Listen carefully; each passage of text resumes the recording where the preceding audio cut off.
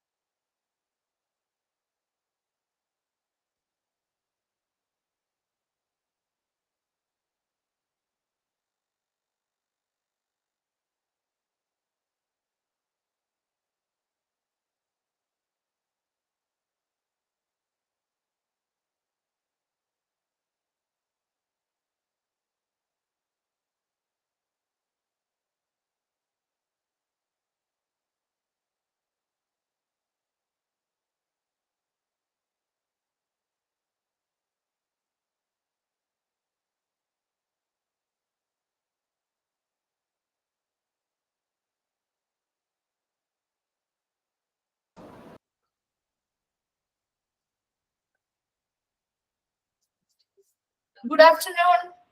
Good afternoon, ma'am. Good afternoon, ma'am. Good afternoon, ma'am. Good afternoon, ma'am. Good afternoon, ma'am. Good afternoon. Okay, അപ്പോ കഴിഞ്ഞ ക്ലാസ്സിൽ നമ്മൾ എന്തൊക്കെയാ പഠിച്ചേ? കഴിഞ്ഞ ദിവസം ഏത് ചാപ്റ്ററിനെ പറ്റിയാ പഠിച്ചേ? Blood bank. ബ്ലഡ് ബാങ്കിനെ കുറിച്ച് പഠിച്ചു അല്ലേ? ഇനി എവിടെ വരെ പഠിച്ചിരുന്നു നമ്മള്? എവിടെ വരെ എടുത്ത്? What are the constant of a blood?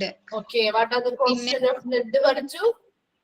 പിന്നെ blood ട്രാൻസ്ഫ്യൂഷൻ എന്താണെന്ന് പഠിച്ചില്ലേ? Yes, yes. ബ്ലഡ് ബാങ്കിന്റെ ഇമ്പോർട്ടൻസ് പഠിച്ചില്ലേ?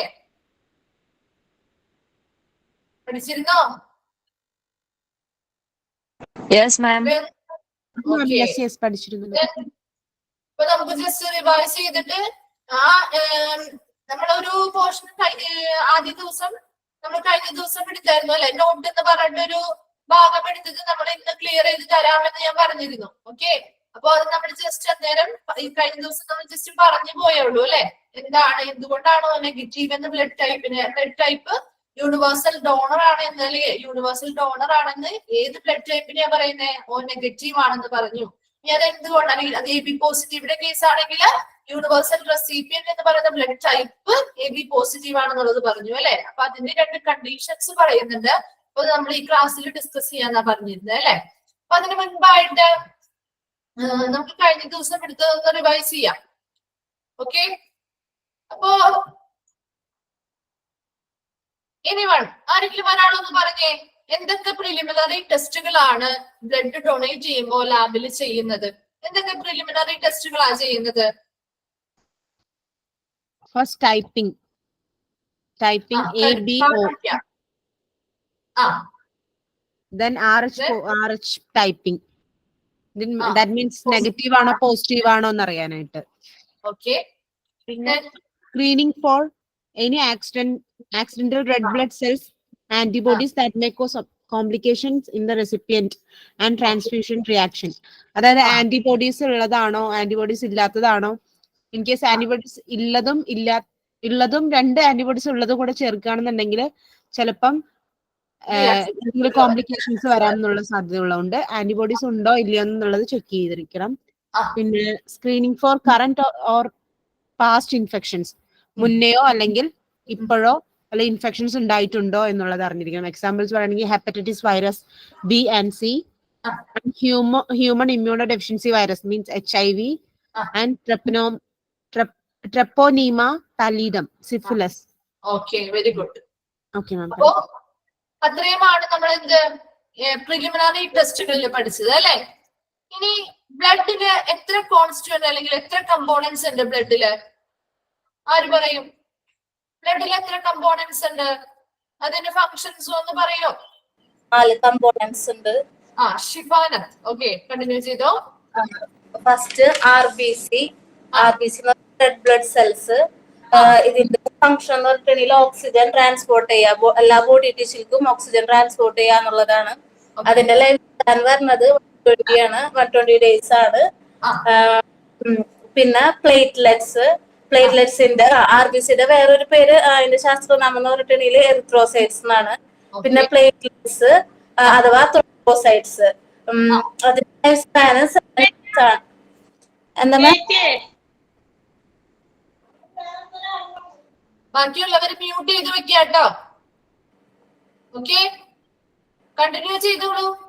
Okay ma'am. RBCക്കാണ് ഏറ്റവും കൂടുതൽ ലൈഫ് സ്പാൻ ഉള്ളത്. പിന്നെ പ്ലേറ്റ്ലെറ്റ്സ്, ത്രോംബോസൈറ്റ്സ് അതിന് 7 days ആണ് ലൈഫ് സ്പാൻ. അതായത് ഏറ്റവും ലീസ്റ്റ് ലൈഫ് സ്പാൻ ഉള്ളത് പ്ലേറ്റ്ലെറ്റ്സിനാണ്. അതിന്റെ ഫംഗ്ഷൻ പറഞ്ഞിട്ടുണ്ടെങ്കിൽ ബ്ലഡ് ക്ലോട്ട് ആവാൻ സഹായിക്കാന്നുള്ളതാണ്. ഈ ഒരു പ്ലേറ്റ്ലെറ്റ്സിനെ ലുക്കീമിയ പിന്നെ അതർ ടൈപ്പ് ഓഫ് ക്യാൻസറിനൊക്കെ ട്രീറ്റ് ചെയ്യാൻ വേണ്ടി ഉപയോഗിക്കുന്നുണ്ട്. പിന്നെ RBC അനീമിയനെ ട്രീറ്റ് ചെയ്യാൻ ഉപയോഗിക്കുന്നുണ്ട്. ഞാൻ അത് പറയാൻ മറന്നുപോയി. പിന്നെ പിന്നെ വൈറ്റ് ബ്ലഡ് സെൽസ് അഥവാ ലൂക്കോസൈറ്റ്സ് WBC അതിന്റെ ലൈഫ് സ്പാൻ എന്ന് പറയുന്നത് 10 to 15 days ആണ്. ഇത് ഇൻഫെക്ഷൻസിനൊക്കെ ഫൈറ്റ് ചെയ്യാൻ വേണ്ടിയിട്ട് സഹായിക്കും. അതായത് ഇതിന്റെ മെയിൻ ഫംഗ്ഷൻ എന്ന് പറഞ്ഞിട്ടുണ്ടെങ്കിൽ ബോഡി ഇമ്മ്യൂൺ പ്രോസസ്സിനെ സഹായിക്കുക എന്നുള്ളതാണ്. പിന്നെ പ്ലാസ്മ എന്ന് പറഞ്ഞിട്ടുണ്ടെങ്കിൽ നമ്മുടെ ബോഡിയിലത്തെ വാട്ടറി ആയിട്ടുള്ള ആ ഒരു പാർട്ടാണ്. അതായത് ബ്ലഡിൽ വാട്ടറി ആയിട്ടുള്ള പാർട്ടാണ് പ്ലാസ്മ എന്ന് പറയുന്നത്. അതിന്റെ RBC, WBC, പ്ലേറ്റ്ലെറ്റ്സ് ഇതൊക്കെ ഉണ്ടാകും. അതുകൂടാതെ മിനറൽസ്, വാട്ടർ അങ്ങനത്തെ ഉള്ള കാര്യങ്ങളും പ്ലാസ്മയിൽ ഉണ്ടാകും. ഇതിന്റെ പ്രധാനമായിട്ടുള്ള ഫംഗ്ഷൻ എന്ന് പറഞ്ഞിട്ടുണ്ടെങ്കിൽ ഒന്നാമത് ബ്ലഡ് സ്ട്രീം, പിന്നെ ഹെൽപ്സ് ടു മെയിൻറ്റെയിൻ BP, പിന്നെ provide proteins for blood clotting, blood ക്ലോട്ടിങ്ങിനുമായിട്ടുള്ള പ്രോട്ടീൻസ് ഒക്കെ പ്ലാസ്മയിൽ ഉണ്ട്. പിന്നെ സോഡിയത്തിന്റെ പൊട്ടാസ്യത്തിന്റെ ലെവലൊക്കെ ബാലൻസ് ചെയ്യുന്നു പ്ലാസ്മ. Okay, very good. അപ്പോ ഇത്രയുമാണ് കമ്പോണൻസ് പറഞ്ഞല്ലേ, നന്നായി പറഞ്ഞു കേട്ടോ. അപ്പോ എന്താണ് ക്രയോ പ്രസിപ്പിറ്റേറ്റ് AHF എന്ന് പറയുന്ന ആരാണ്? മറ്റൊരാൾ പറഞ്ഞേ, ക്രയോ പ്രസിപ്പിറ്റേറ്റ് AHF ആര് പറയും? ക്രയോ പ്രസിപ്പിറ്റേറ്റ് AHF വിജി പറയൂ. വിജി, അത് നമ്മുടെ ശരീരത്തിലെ ബ്ലീഡിങ് ഉണ്ടാകുമ്പോൾ അതിനെ എന്താ പറയാ പ്രതിരോധിക്കാൻ വേണ്ടി, അത് കട്ട പിടിക്കാൻ വേണ്ടിയിട്ടുള്ള ഒരു ക്ലോട്ടിംഗ് ഫാക്ടർ ആണ്, പ്ലാസ്മയിലുള്ള ഒരു ക്ലോട്ടിംഗ് ഫാക്ടർ ആണ് ക്രയോ പ്രസിപ്പിറ്റേറ്റ് എന്ന് പറയുന്നത്. ഓക്കെ, പോർഷൻ ഓഫ് പ്ലാസ്മയാണ് അല്ലെ, ക്ലോട്ടിംഗ് ഫാക്ടേഴ്സ് അടങ്ങിയിട്ടുള്ള പോർഷൻ ഓഫ് പ്ലാസ്മ. ഓക്കെ, എന്താണ് ബ്ലഡ് ട്രാൻസ്ഫ്യൂഷൻ? ബ്ലഡ് ട്രാൻസ്ഫ്യൂഷൻ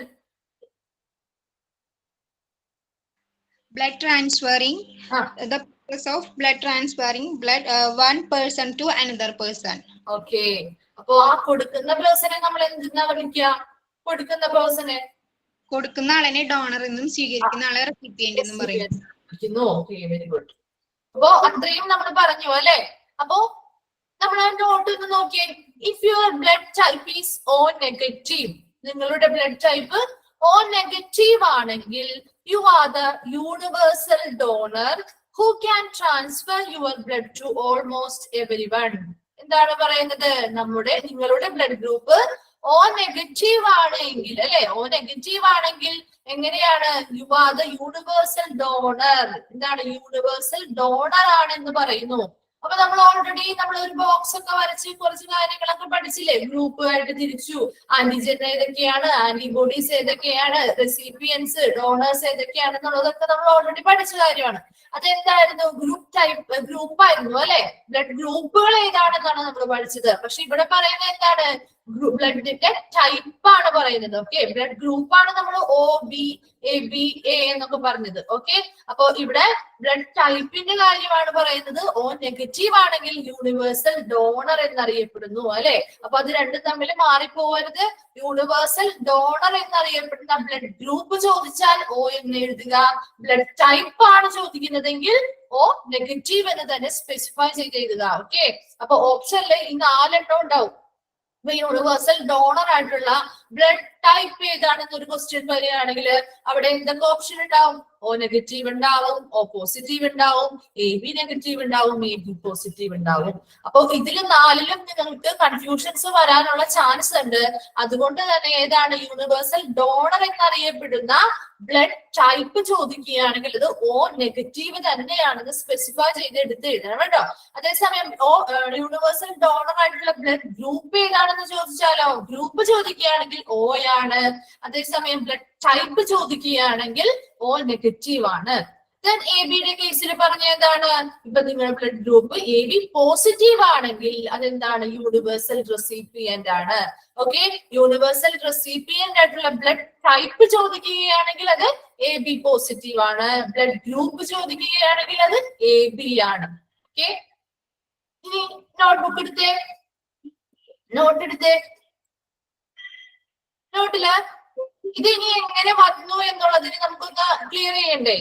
അപ്പൊ അതില് രണ്ട് കണ്ടീഷൻസ്, അതായത് റിസീവ് ചെയ്യാൻ പറ്റുന്ന ചില കണ്ടീഷൻസ് ഉണ്ട്, ഡൊണേറ്റ് ചെയ്യാൻ പറ്റുന്ന ചില കണ്ടീഷൻസ് ഉണ്ട്. ആ കണ്ടീഷന്റെ മാനദണ്ഡത്തിലാണ് ഇവിടെ ഇങ്ങനെ പോസിറ്റീവ് ആണോ നെഗറ്റീവ് ആണോ ഏതൊക്കെ സ്വീകരിക്കാൻ പറ്റും എന്നുള്ളത് അറിയാൻ പറ്റുള്ളൂ. അപ്പൊ അതില് റിസീവ് ചെയ്യാൻ പറ്റുന്ന കേസ് അത് എഴുതിയൊന്ന് വെച്ചേ, ഒന്ന് നോട്ട് ചെയ്തേ. റിസീവ് ചെയ്യാൻ പറ്റുന്ന കേസാണ് പറയുന്നത്. റിസീവ് ചെയ്യാൻ പറ്റുന്ന കേസില് രണ്ട് കണ്ടീഷൻസ് പറയുന്നുണ്ട്. ഫസ്റ്റ് പോയിന്റ്, സെക്കൻഡ് പോയിന്റ്, അങ്ങനെ 1, 2 എന്ന് നമ്പർ ഇട്ട് എഴുതിക്കോ കേട്ടോ.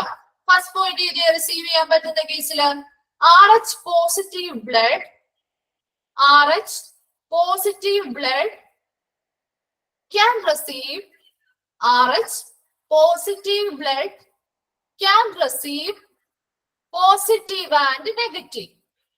RH positive blood can receive positive and negative.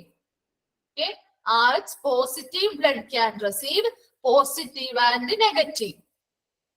Then second condition, RH negative blood can receive, RH negative blood can receive only negative, only negative. RH negative blood can receive only negative, only negative. അപ്പൊ receive ചെയ്യാൻ പറ്റുന്ന കേസിൽ രണ്ട് conditions ആണ് നമ്മൾ പറഞ്ഞത്. First condition ഏതായിരുന്നു? RH positive blood can receive positive and negative. Okay, രണ്ടാമത്തെ കണ്ടീഷൻ പറഞ്ഞ എന്താ? RH negative blood can receive only negative. Okay, only negative. ഇനി അതിനൊരു എക്സാമ്പിൾ ആയിട്ട് എ ബി പോസിറ്റീവ് എഴുതിയേ. Example A B positive, A B positive എഴുതുക. നീ ഒരു ക്വസ്റ്റ്യൻ ചോദിക്കട്ടെ. എ ബിക്കാർക്ക് ആരിൽ നിന്ന്, എ ബി എന്ന് പറയുന്ന ബ്ലഡ് ഗ്രൂപ്പുകാർക്ക് ആരിൽ നിന്നൊക്കെ ബ്ലഡ് റിസീവ് ചെയ്യാൻ പറ്റും? എല്ലാ ഗ്രൂപ്പും റിസീവ് ചെയ്യാൻ പറ്റും. എല്ലാ ഗ്രൂപ്പുകളിൽ നിന്നും ബ്ലഡ് റിസീവ് ചെയ്യാൻ പറ്റും അല്ലെ? അപ്പൊ ഇവിടുത്തെ ആ കണ്ടീഷൻസ് ഒന്ന് നോക്കിയേ. ഇവിടെ എ ബി പോസിറ്റീവ് ആണ് തന്നിരിക്കുന്നത് അല്ലെ? പോസിറ്റീവ് ആണെങ്കിൽ അവിടെ RH പോസിറ്റീവ് ആണ് അല്ലെ? അപ്പൊ RH പോസിറ്റീവിന്റെ കണ്ടീഷൻ എന്താ പറയുന്നത്? RH പോസിറ്റീവ് ആണെങ്കിൽ ആരിൽ നിന്നൊക്കെ ബ്ലഡ് റിസീവ് ചെയ്യാന്നാ പറയുന്നത്? പോസിറ്റീവിൽ നിന്നും നെഗറ്റീവിൽ നിന്നും റിസീവ് ചെയ്യാൻ പറ്റും. അപ്പൊ എ ബി പോസിറ്റീവുകാർക്ക് ഏതൊക്കെ ഗ്രൂപ്പിൽ നിന്നും റിസീവ് ചെയ്യാൻ പറ്റും? ആരിൽ നിന്നൊക്കെ എല്ലാ ഗ്രൂപ്പിൽ നിന്നും റിസീവ് ചെയ്യാൻ പറ്റും അല്ലെ? അപ്പൊ ഇവിടെ പോസിറ്റീവ് ആണ്, അതുകൊണ്ട് തന്നെ എല്ലാ ഗ്രൂപ്പിലെയും പോസിറ്റീവിൽ നിന്നും നെഗറ്റീവിൽ നിന്നും റിസീവ് ചെയ്യാൻ പറ്റും. ഓക്കെ, ഒന്നുകൂടെ പറയാമോ? ഓക്കെ, ഒന്നുകൂടി പറഞ്ഞു തരാം കേട്ടോ. അപ്പൊ റിസീവ് ചെയ്യാൻ പറ്റുന്ന കേസാണ് നമ്മൾ പറയുന്നത് അല്ലെ? റിസീവ് ചെയ്യാൻ പറ്റുന്ന കേസിൽ നമ്മൾ രണ്ട് കണ്ടീഷൻസ് പറഞ്ഞു. RH positive blood can receive positive and negative. Okay, then RH negative blood can receive only negative. രണ്ട് കണ്ടീഷൻസ് പറഞ്ഞു അല്ലെ? അതിനൊരു എക്സാമ്പിൾ ആയിട്ട് എഴുതാൻ പറഞ്ഞത് ഏതാ? എ ബി പോസിറ്റീവ് എഴുതാനാണ് പറഞ്ഞത് അല്ലെ? എ ബി ഗ്രൂപ്പിന് ആരിൽ നിന്നൊക്കെ റിസീവ് ചെയ്യാൻ നമ്മൾ ആദ്യം ഒരു ബോക്സ് ഒക്കെ വരച്ച് പഠിച്ചില്ലേ? എ ബി ഗ്രൂപ്പിൽ ആരിൽ നിന്നൊക്കെ റിസീവ് ചെയ്യാം? മറ്റ് 4 ബ്ലഡ് ഗ്രൂപ്പിനെ പറ്റി നമ്മൾ പഠിച്ചതാണ് അല്ലെ? അപ്പൊ എ ബിക്കാർക്ക് എ ബി ബ്ലഡ് ഗ്രൂപ്പ് എന്ന് പറയുന്നത് എന്താ? യൂണിവേഴ്സൽ റെസിപ്പിയന്റ് ആണ് അല്ലെ? അതുകൊണ്ട് തന്നെ അവർക്ക് എല്ലാവരിൽ നിന്നും എന്താണ് ബ്ലഡ് സ്വീകരിക്കാനായിട്ട് സാധിക്കും അല്ലെ? അപ്പൊ ഇവിടെ എ ബി പോസിറ്റീവിന്റെ കാര്യമല്ലേ പറഞ്ഞിരിക്കുന്നത്? അപ്പൊ പോസിറ്റീവ് എന്ന് പറയുന്നത് എന്താ? അവിടെ നമ്മുടെ കണ്ടീഷനിൽ പറയുന്നത് RH പോസിറ്റീവ് ആണെങ്കിൽ അവർക്ക് ആരിൽ നിന്ന് ബ്ലഡ് സ്വീകരിക്കാം? പോസിറ്റീവിൽ നിന്നും സ്വീകരിക്കാം, നെഗറ്റീവിൽ നിന്നും സ്വീകരിക്കാം എന്ന് പറയുന്നു അല്ലെ? അപ്പൊ എ ബി പോസിറ്റീവ് ആണ്. എ ബി ഗ്രൂപ്പുകാർക്ക് നമുക്ക് ഓൾറെഡി അറിയാം 4 ഗ്രൂപ്പിൽ നിന്നും ബ്ലഡ് സ്വീകരിക്കാൻ പറ്റും അല്ലെ? അപ്പൊ ഇവിടെ എ ബി പോസിറ്റീവുകാർക്ക് എങ്ങനെയാണ്? പോസിറ്റീവിൽ നിന്നും സ്വീകരിക്കാം, നെഗറ്റീവിൽ നിന്നും സ്വീകരിക്കാം. അപ്പൊ ആരിൽ നിന്നൊക്കെ സ്വീകരിക്കാൻ പറ്റും? ഏഴ് ആണെങ്കിൽ എ പോസിറ്റീവിൽ നിന്ന് സ്വീകരിക്കാം, എ നെഗറ്റീവിൽ നിന്ന് സ്വീകരിക്കാം. ബിയുടെ കേസ് ആണെങ്കിലോ ബി പോസിറ്റീവിൽ നിന്ന് സ്വീകരിക്കാം, ബി നെഗറ്റീവിൽ നിന്ന് സ്വീകരിക്കാം അല്ലെ. എ ബി പോസിറ്റീവ് ആണെങ്കിലോ എ ബിയുടെ കേസിലാണെങ്കിലോ എ ബി പോസിറ്റീവിൽ നിന്ന് സ്വീകരിക്കാം, എ ബി നെഗറ്റീവിൽ നിന്ന് സ്വീകരിക്കാം. ഓയുടെ കണ്ടീഷൻ എടുക്കുകയാണെങ്കിലോ കാലിൽ നിന്ന് ആരിൽ നിന്നൊക്കെ 2, അതുപോലെ തന്നെ ഓ പോസിറ്റീവിൽ നിന്നും ഓ നെഗറ്റീവിൽ നിന്നും സ്വീകരിക്കാം. ഓക്കെ, അപ്പോ ഇത്രയും ഈ 4 ഗ്രൂപ്പിന്റെയും പോസിറ്റീവിൽ നിന്നും നെഗറ്റീവിന്റെ ഗ്രൂപ്പിൽ നിന്നും ബ്ലഡിനെ റിസീവ് ചെയ്യാൻ പറ്റുന്ന ആൾക്കാർ ആര് മാത്രമാണ്? എ ബി പോസിറ്റീവ് ആണ്. ഓക്കെ, എ ബി നെഗറ്റീവ് ഒന്ന് എക്സാമ്പിൾ എടുത്ത് എഴുതിയേ. എ ബി നെഗറ്റീവിന്റെ കേസ് നോക്കിയേ. എ ബി നെഗറ്റീവ് അവിടെ ഏതാണ്? ആർ എച്ച് നെഗറ്റീവ് അല്ലേ അവിടെ പറഞ്ഞിരിക്കുന്നത്? ആർ എച്ച് നെഗറ്റീവ് കണ്ടീഷൻ അല്ലേ? അപ്പൊ ആർ എച്ച് നെഗറ്റീവിന്റെ കണ്ടീഷൻ എന്താ പറഞ്ഞത് നമ്മള്? നെഗറ്റീവ് ബ്ലഡ് ഗ്രൂപ്പിൽ നിന്ന് മാത്രം സ്വീകരിക്കും. അതെ, yes. R H negative blood can receive only negative. നെഗറ്റീവിൽ നിന്ന് മാത്രമേ ബ്ലഡ് സ്വീകരിക്കാൻ പറ്റുള്ളൂ അല്ലെ. അപ്പൊ എ ബി നെഗറ്റീവിന്റെ ഒന്ന് എക്സാമ്പിൾ എഴുതിയേ. എ ബിയുടെ ഗ്രൂപ്പ്, എ ബി എന്ന് പറയുന്ന ഗ്രൂപ്പിന് 4 ഗ്രൂപ്പിൽ നിന്നും ബ്ലഡ് സ്വീകരിക്കാം. പക്ഷെ അതിന്റെ നെഗറ്റീവിൽ നിന്ന് മാത്രമേ സ്വീകരിക്കാൻ പറ്റുള്ളൂ അല്ലെ എ ബി നെഗറ്റീവുകാർക്ക്. അപ്പൊ അതൊന്ന് എഴുതി ഏതിൽ നിന്നൊക്കെ സ്വീകരിക്കാൻ പറ്റും? എ ബി നെഗറ്റീവിനാണെങ്കിൽ ആ കണ്ടീഷൻ വെച്ചിട്ട് എ നെഗറ്റീവ്, ബി നെഗറ്റീവ്, ആരെങ്കിലും ഒരാളൊന്ന് A negative, B negative, A B negative, O negative. Okay, very good. അപ്പോ മറ്റെന്ത് എക്സാമ്പിൾ, മറ്റേത് ഗ്രൂപ്പിന്റെ കേസ് നിങ്ങൾ എടുത്താലും ഇങ്ങനെ തന്നെയായിരിക്കും വരാം കേട്ടോ. ഇപ്പൊ എയുടെ കേസ് ആണെങ്കിൽ എക്ക് ആരിൽ നിന്നൊക്കെ ബ്ലഡ്, എ ഗ്രൂപ്പിൽ ആരിൽ നിന്നൊക്കെ ബ്ലഡ് സ്വീകരിക്കാൻ പറ്റും? എ ഗ്രൂപ്പിന് പോസിറ്റീവും എ നെഗറ്റീവും. അപ്പോ എയുടെ പറഞ്ഞു അല്ലെ, എ നെഗറ്റീവ് ഓ നെഗറ്റീവ്. അപ്പൊ അതുപോലെ ഏത് ഗ്രൂപ്പിന്റെ എടുത്താലും നിങ്ങൾ ഏത് ഗ്രൂപ്പിനെ എഴുതി വെച്ചാലും അല്ലെങ്കിൽ ഇങ്ങനെ ചെയ്ത് നോക്കിയാലും ഏത് എ ബി പോസിറ്റീവ് മാത്രമാണ് എല്ലാവരിൽ നിന്നും ബ്ലഡ് റിസീവ് ചെയ്യാൻ പറ്റുള്ളൂ. ഓക്കെ, അപ്പൊ അതുകൊണ്ടാണ് നമ്മൾ അവരെ ആ ഗ്രൂപ്പിനെ അല്ലെങ്കിൽ ആ ബ്ലഡ് ടൈപ്പിനെ നമ്മൾ വിളിക്കുന്നത് യൂണിവേഴ്സൽ റെസിപ്പിയന്റ് എന്ന് വിളിക്കുന്നത്. ഓക്കെ, റിസീവ് ചെയ്യുന്ന കാര്യം ക്ലിയർ ആയോ? ക്ലിയർ. ഓക്കെ, അപ്പൊ നമ്മള് എ ബി പോസിറ്റീവിന് എന്താണ് യൂണിവേഴ്സൽ നമ്മളത് ക്ലിയർ ആക്കി. ഇനി ഡൊണേറ്റ് ചെയ്യുന്ന കേസില് അപ്പൊ അടുത്ത കേസ് ചെയ്തിട്ടോ. ഡൊണേറ്റ് ചെയ്യുന്ന കേസില് 2 കണ്ടീഷൻസ് ഉണ്ട്. ഇതുപോലെ തന്നെ റിസീവ് ചെയ്യുന്ന കേസിൽ നമ്മൾ 2 കണ്ടീഷൻ പറഞ്ഞു അല്ലെ. അതുപോലെ തന്നെ ഡൊണേറ്റ് ചെയ്യുന്ന കേസിലും 2 കണ്ടീഷൻസ് ഉണ്ട്. ഓക്കെ, ഫസ്റ്റ് കണ്ടീഷൻ എഴുതിക്കോ. RH positive can give, RH positive can give positive only, positive only. RH positive can give positive only. Then second condition, RH negative can give, RH negative can give positive and negative, positive and negative. Okay, അപ്പൊ donate ചെയ്യുന്ന കേസിലാണ് പറഞ്ഞത് 2 conditions ആണ് നമ്മൾ ഇവിടെ പറയുന്നത്. RH positive can give positive only. രണ്ടാമത്തെ condition RH negative can give positive and negative. Okay, positive and negative.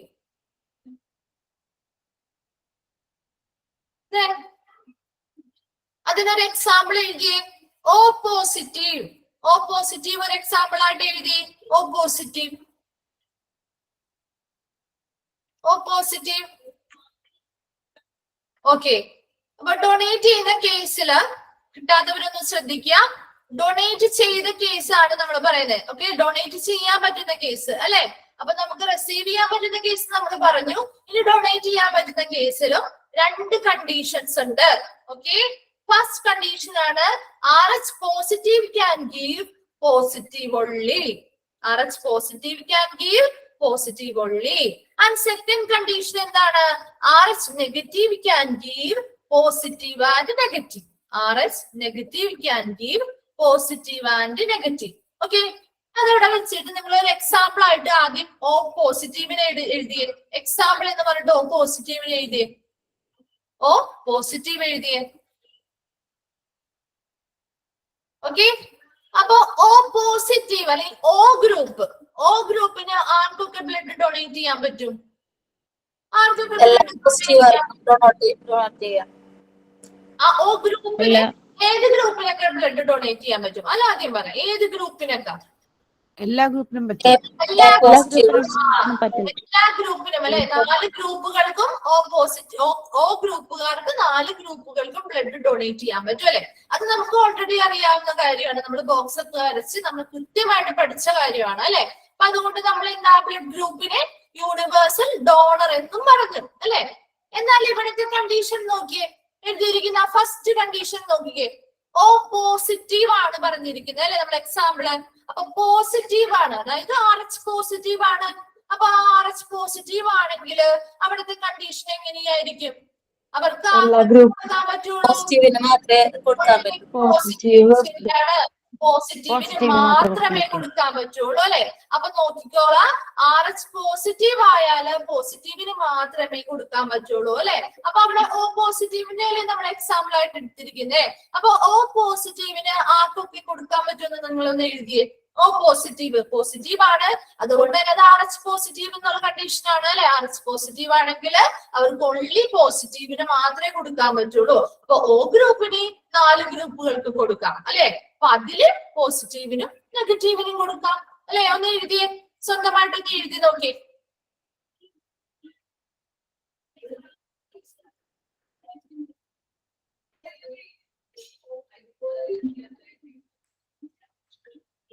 ഇത് കഴിഞ്ഞോ? കംപ്ലീറ്റ് ആയോ? ഓക്കെ, ഷീന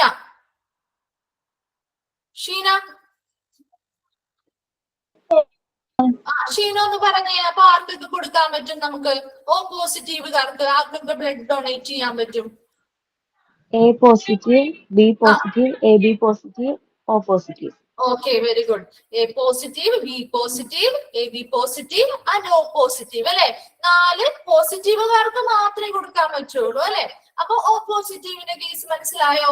ദെൻ അടുത്തൊരു എക്സാമ്പിൾ ആയിട്ട് O നെഗറ്റീവ് എഴുതിയേ. O നെഗറ്റീവിന്റെ കേസ് എഴുതിയേ. O നെഗറ്റീവ് എന്ന് പറയുമ്പോൾ നമ്മുടെ ബ്ലഡ് ടൈപ്പില് O നെഗറ്റീവ് എന്ന് പറഞ്ഞാൽ അത് RH നെഗറ്റീവ് കണ്ടീഷനിലാണ് വരുന്നത് അല്ലെ. അപ്പൊ ആ കണ്ടീഷൻ ഒന്ന് വായിച്ചു നോക്കിയേ. RH നെഗറ്റീവ് ആണെങ്കിൽ എന്താണ് വേണ്ടത്? Can give positive and negative അല്ലെ. അപ്പൊ ആ കണ്ടീഷൻസ് നോക്കുക, ഏതാണോ പോസിറ്റീവ് കണ്ടീഷൻ ആണോ വരുന്നത്, നെഗറ്റീവ് കണ്ടീഷൻ ആണോ RH വരുന്നത് എന്നുള്ളത് നോക്കിയിട്ട് നിങ്ങൾ അതിന് ആൻസർ ചെയ്യണം കേട്ടോ. അപ്പൊ പോസിറ്റീവ് ആണെന്ന് നമ്മൾ ഓൾറെഡി പറഞ്ഞു. നെഗറ്റീവിന്റെ കേസാണ് ഇപ്പൊ പറയുന്നത് അല്ലെ. ഓ നെഗറ്റീവിന്റെ കേസാണ്. അപ്പൊ RH നെഗറ്റീവ് ആണ്. ആ കണ്ടീഷനിലാകത്ത് അവർക്ക് ആർക്കൊക്കെ ബ്ലഡ് ഡൊണേറ്റ് ചെയ്യാൻ പറ്റും? പോസിറ്റീവിനും കൊടുക്കാൻ പറ്റും, നെഗറ്റീവിനും കൊടുക്കാൻ പറ്റും അല്ലെ. അപ്പൊ O ഗ്രൂപ്പുകാരുടെ ബ്ലഡ് ഗ്രൂപ്പ് ആർക്കൊക്കെ O ഗ്രൂപ്പിന് കൊടുക്കാൻ പറ്റുമെന്ന് നമുക്കറിയാം അല്ലെ. ഡൊണേറ്റ് ചെയ്യാൻ പറ്റുന്ന ഗ്രൂപ്പുകൾ അറിയാം. ഇനി ഈ പോസിറ്റീവ് നെഗറ്റീവ് വരുമ്പോഴാണ് നമുക്ക് ഇവിടെ ഒരു കൺഫ്യൂഷൻ വരാം അല്ലെ. അപ്പൊ നെഗറ്റീവിന്റെ കേസിൽ ആ കണ്ടീഷൻ വെച്ച് നിങ്ങളൊന്ന് എഴുതിയേ, ആർക്കൊക്കെ കൊടുക്കാൻ പറ്റും, ഡൊണേറ്റ് ചെയ്യാൻ പറ്റും? ഒന്ന് എഴുതിയേ, സ്വന്തമായിട്ടൊന്ന് എഴുതി നോക്കിയേ.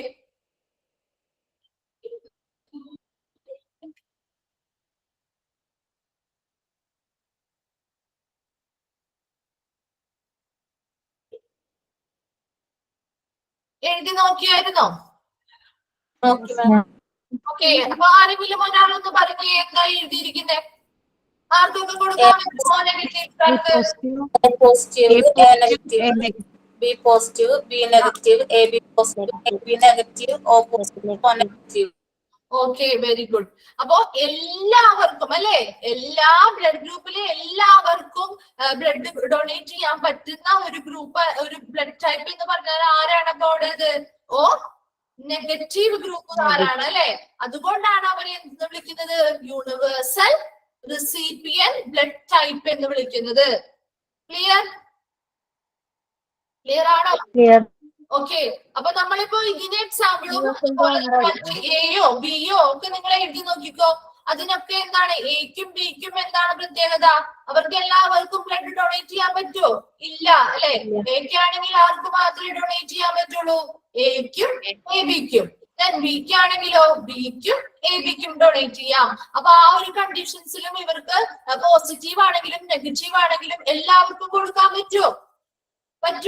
എല്ലാവർക്കും ബ്ലഡ് ഡൊണേറ്റ് ചെയ്യാൻ പറ്റുന്ന ആരെങ്കിലും ഉണ്ടാവും അതിൽ? ബാക്കി ഇല്ല അല്ലെ? ഓക്ക് മാത്രമേ അങ്ങനെ എല്ലാവർക്കും ബ്ലഡ് ഡൊണേറ്റ് ചെയ്യാൻ പറ്റുള്ളൂ. അത് പോസിറ്റീവ് ആയിക്കോട്ടെ നെഗറ്റീവ് ആയിക്കോട്ടെ എല്ലാവർക്കും ബ്ലഡ് ഡൊണേറ്റ് ചെയ്യാൻ പറ്റുന്ന ഒറ്റ ഒരു ബ്ലഡ് ടൈപ്പ് എന്ന് പറയുന്നത് ഓ നെഗറ്റീവ് ആണ്. ഓക്കെ, അപ്പൊ അതുകൊണ്ടാണ് അതിന്റെ യൂണിവേഴ്സൽ ഡോണർ ബ്ലഡ് ടൈപ്പ് എന്ന് പറയുന്നത്. ക്ലിയർ ആയോ? ഡൗട്ട്സ് ഉണ്ടോ?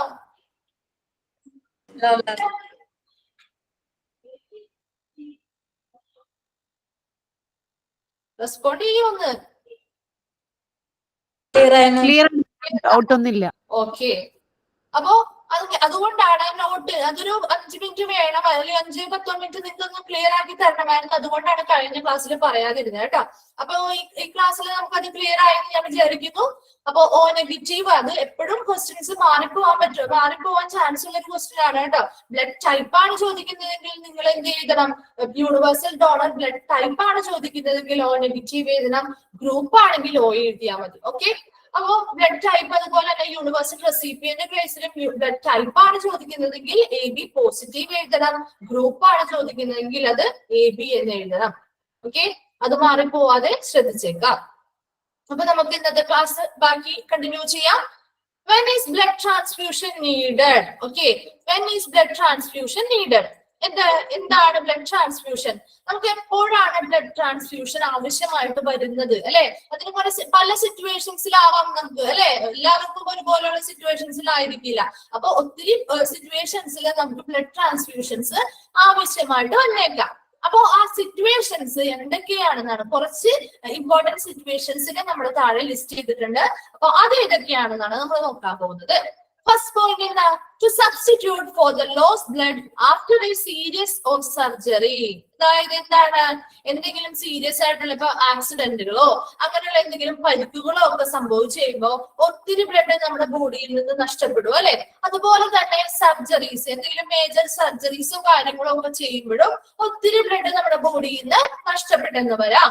അപ്പൊ ആ ഒരു കണ്ടീഷൻസിൽ അല്ലെങ്കിൽ ആ ഒരു സിറ്റുവേഷനില് നമ്മുടെ ബോഡിയിൽ നിന്ന് നഷ്ടപ്പെട്ടു പോകുന്ന ആ amount of blood, okay, loss ആയി പോകുന്ന എത്ര എമൗണ്ട് ഓഫ് ബ്ലഡ് ഉണ്ടോ അതിനെ സബ്സ്റ്റിറ്റ്യൂട്ട് ചെയ്യാം, അല്ലെങ്കിൽ എന്താണ് റീപ്ലേസ് ചെയ്യുക അല്ലെ? അതിനെ അതേ എമൗണ്ടിൽ നമ്മുടെ ബോഡിയിലേക്ക് റീപ്ലേസ് ചെയ്യാനായിട്ട് എന്താണ് ട്രാൻസ്ഫ്യൂഷൻ എന്ന് പറയുന്ന ഒരു പ്രോസസ്സ് ആവശ്യമായിട്ട് വന്നേക്കാം.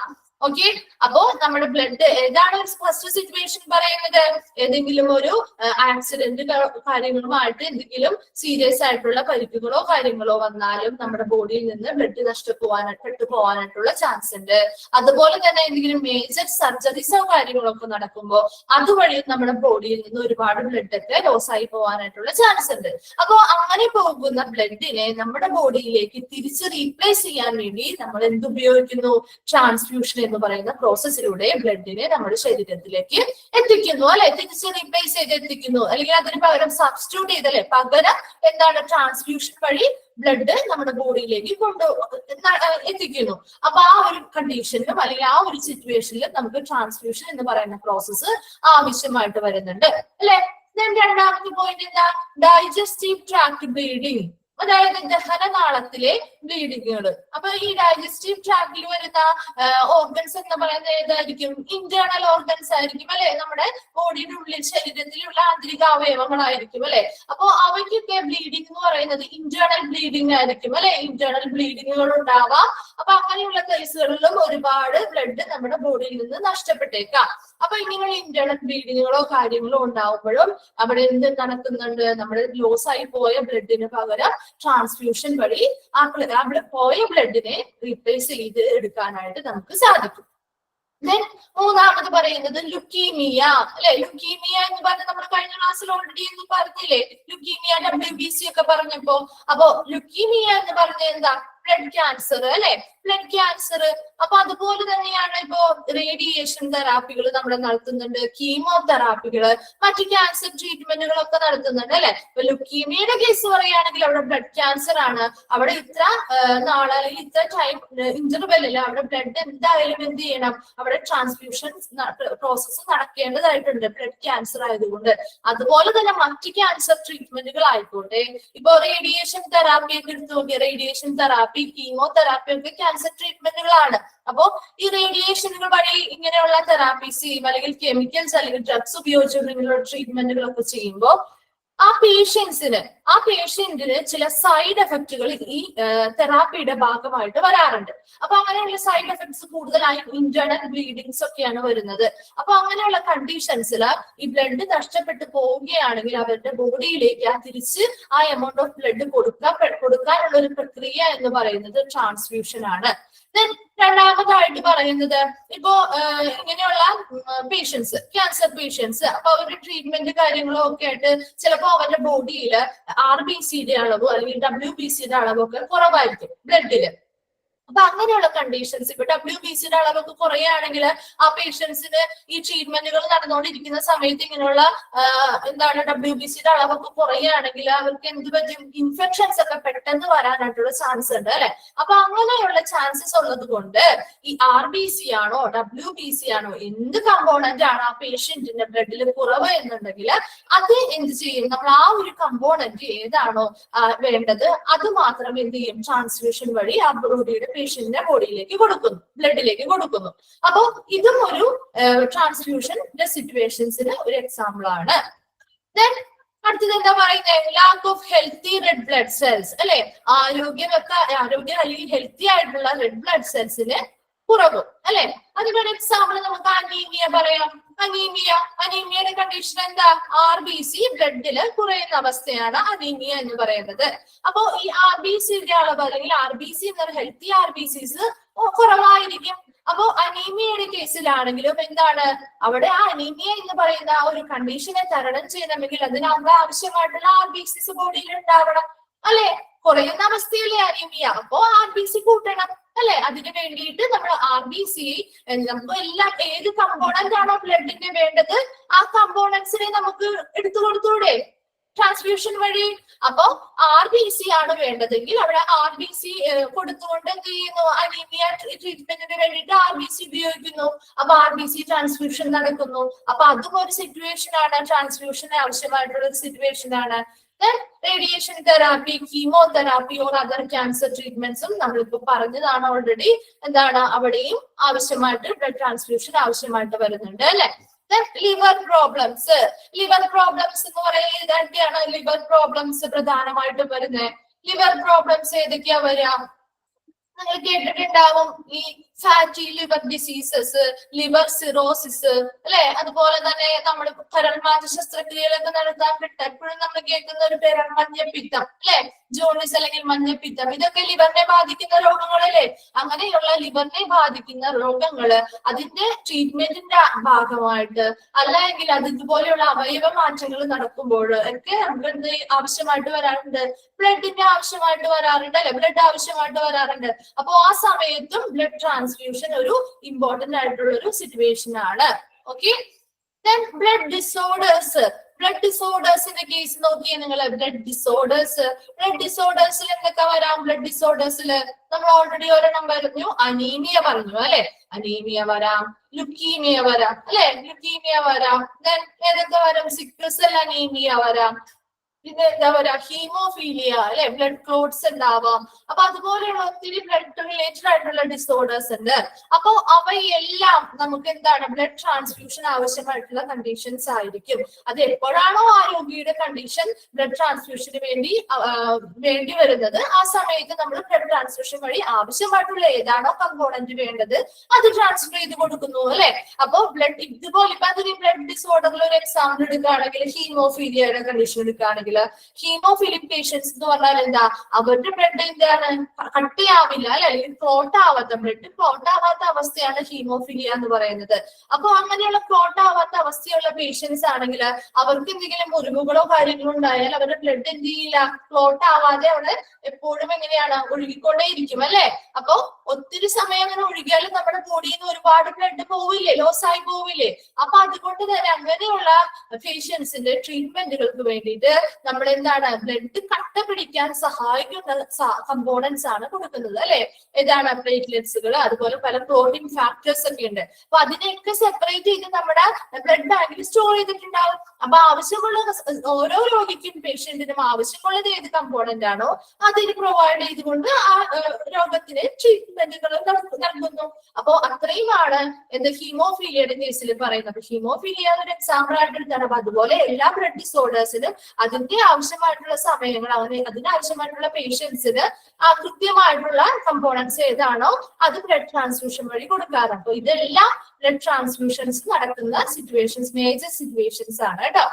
അപ്പൊ ഏതൊക്കെയാണെന്ന് ഒന്നുകൂടി നോക്കിയേ. ഫസ്റ്റ് ഏതാ പറഞ്ഞത്, to substitute for the loss blood after a serious or surgery അല്ലെ. സീരിയസ് ആക്സിഡന്റുകളോ അല്ലെങ്കിൽ സർജറീസോ ഒക്കെ വഴി നഷ്ടമാകുന്ന ബ്ലഡിനെ നമുക്ക് സബ്സ്റ്റിറ്റ്യൂട്ട് ചെയ്യാൻ അല്ലെങ്കിൽ തിരിച്ച് റീപ്ലേസ് ചെയ്യാൻ വേണ്ടിയിട്ട് നമ്മൾ ബ്ലഡ് ട്രാൻസ്ഫ്യൂഷൻ എന്ന് പറയുന്ന ഒരു പ്രോസസ് ഉപയോഗിക്കാറുണ്ട് അല്ലെ. ഡൈജസ്റ്റീവ് ട്രാക്ട് ബ്ലീഡിങ്, ദഹനനാളത്തിലെ ബ്ലീഡിങ്ങുകൾ, അതായത് ഇന്റേണൽ ബ്ലീഡിങ്സ് ആണ്. അപ്പൊ അതുവഴിയും ഒരുപാട് ബ്ലഡ് നമ്മുടെ ശരീരത്തിൽ നിന്നും നഷ്ടപ്പെട്ടു പോകുന്നുണ്ട്. അപ്പൊ അവിടെയും എന്താണ് ബ്ലഡ് ട്രാൻസ്ഫ്യൂഷൻ ആവശ്യമായിട്ട് വരുന്നു.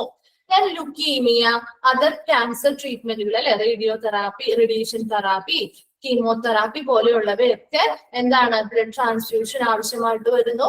എന്താണ് അവരുടെ സൈഡ് മരുന്നുകൾ അല്ലെങ്കിൽ ഇങ്ങനെയുള്ള ഡ്രഗ്സിന്റെയും ഈ റേഡിയേഷൻസിന്റെ ഒക്കെ ഫലമായിട്ട് അവരുടെ ഇന്റേണൽ ബ്ലീഡിങ്സ് സൈഡ് എഫക്റ്റ് ആയിട്ട് ഉണ്ടാവാൻ സാധ്യതയുണ്ട് അല്ലെ. അപ്പൊ ആ സമയത്തും അതുപോലെ തന്നെ അവരുടെ ബ്ലഡിലെ RBC, WBC കൗണ്ടുകളൊക്കെ കുറയുമ്പോൾ അവർക്ക് ഇൻഫെക്ഷൻസ് വരാൻ സാധ്യതയുണ്ട്. അപ്പോ ആ കൗണ്ടുകൾ കൂട്ടാൻ വേണ്ടിയിട്ടും എന്താണ് ബ്ലഡ് ട്രാൻസ്ഫ്യൂഷൻസ് ഉപയോഗിക്കുന്നു. Lack of healthy red blood cells അല്ലെ.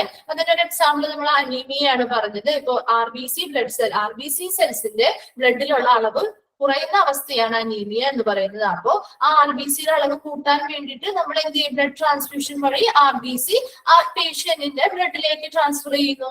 അപ്പൊ ആ ഒരു മെത്തേഡ് അല്ലെങ്കിൽ ആ ഒരു സിറ്റുവേഷനും ട്രാൻസ്ഫ്യൂഷൻ ആവശ്യമായിട്ട് വരുന്നുണ്ട്. ലിവർ പ്രോബ്ലംസിന്റെ കാര്യം പറഞ്ഞു അല്ലെ. ലിവറുമായി സംബന്ധിച്ച ഏത് അസുഖങ്ങൾക്കും അതുപോലെ തന്നെ അവയമാറ്റങ്ങൾക്കും എല്ലാ പ്രോബ്ലംസിനും നമ്മൾ അവിടെ എന്തുണ്ട് ബ്ലഡ് ട്രാൻസ്ഫ്യൂഷൻസ് ആവശ്യമായി വന്നേക്കാം. ബ്ലഡ് ഡിസോർഡേഴ്സിന്റെ കേസസിൽ അങ്ങനെ തന്നെ ഓരോ ഡിസോർഡേഴ്സിന്റെയും സിവിയറിറ്റി അനുസരിച്ച് ഓരോ പേഷ്യൻസിന്റെയും കണ്ടീഷനിൽ ഏതൊക്കെ കമ്പോണൻസ് ആണെന്നുള്ളത് മാറ്റങ്ങൾ വന്നേക്കാം. എന്നാലും അവിടെ എന്താണ് ബ്ലഡ് ട്രാൻസ്ഫ്യൂഷൻ എന്ന് പറയുന്നത് അവിടെ ഒരു ഇമ്പോർട്ടന്റ് ആയിട്ടുള്ള ഒരു സിറ്റുവേഷൻ ആണ്. അപ്പൊ ഇത്രയും കാര്യങ്ങൾ പ്രധാനമായിട്ടും ബ്ലഡ് ട്രാൻസ്ഫ്യൂഷൻ ആവശ്യമായിട്ട് വരുന്ന സന്ദർഭങ്ങൾ എന്ന് പറയുന്നത്. ഓക്കെ,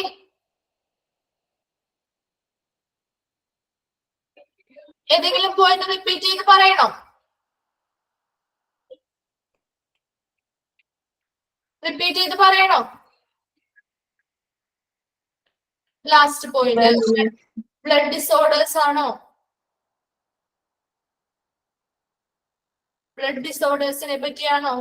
ഓക്കെ, ബ്ലഡ് ഡിസോർഡേഴ്സ് എന്ന് പറയുന്നത് എന്താണ്? ബ്ലഡ് ഡിസോർഡേഴ്സിൽ നമ്മൾ പറഞ്ഞത് ഏതാണ്? ബ്ലഡുമായി ബന്ധപ്പെട്ട എല്ലാ രോഗങ്ങളും അല്ലെ ബ്ലഡ് ഡിസോർഡേഴ്സിൽ വരും അല്ലെ. എല്ലാ രോഗങ്ങളും ഇപ്പൊ നമ്മൾക്ക് എക്സാമ്പിൾ ആയിട്ട് അനീമിയ, ലുക്കീമിയ, ഇതൊക്കെ ബ്ലഡ് ഡിസോർഡർ തന്നെയാണ്. അതുപോലെ ഹീമോഫീലിയ, സിക്കിൾ സെൽ അനീമിയ, ബ്ലഡിൽ ക്ലോട്ടുകൾ ഉണ്ടാവുന്നത് ഇതൊക്കെ ബ്ലഡ് ഡിസോർഡേഴ്സ് ആണ് അല്ലെങ്കിൽ ബ്ലഡുമായി റിലേറ്റഡ് ആയിട്ടുള്ള ഡിസീസ് അല്ലെങ്കിൽ അസുഖങ്ങളാണ് അല്ലെ. അപ്പൊ ഈ ബ്ലഡ് ഡിസോർഡേഴ്സിന്റെ കേസിൽ നമ്മൾ ഹീമോഫീലിയയിൽ ഒരു എക്സാമ്പിൾ പറഞ്ഞു, അതുപോലെ തന്നെ അനീമിയയുടെ കേസ് നമ്മൾ പറഞ്ഞു അല്ലെ. അപ്പൊ ഇതെല്ലാം ഓരോ എക്സാമ്പിളുകളാണ്.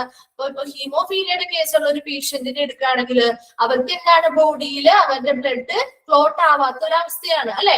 അപ്പൊ അങ്ങനെയുള്ള കണ്ടീഷൻസ് ആവുമ്പോൾ അവർക്ക് ബ്ലഡ് ഇപ്പോ ഒരു ആക്സിഡന്റ് എന്തെങ്കിലും പറ്റി അവർക്കൊരു മുറിവുണ്ടായി എന്ന് വിചാരിക്കുക, ഒരു കയ്യിലോ കാലിലോ എവിടെയെങ്കിലും ഒരു മുറിവുണ്ടായി. അപ്പൊ എന്താ പറ്റുക, ഒരുപാട് ബ്ലഡ് ഇങ്ങനെ പോയിക്കൊണ്ടിരിക്കുകയായിരിക്കും അല്ലെ.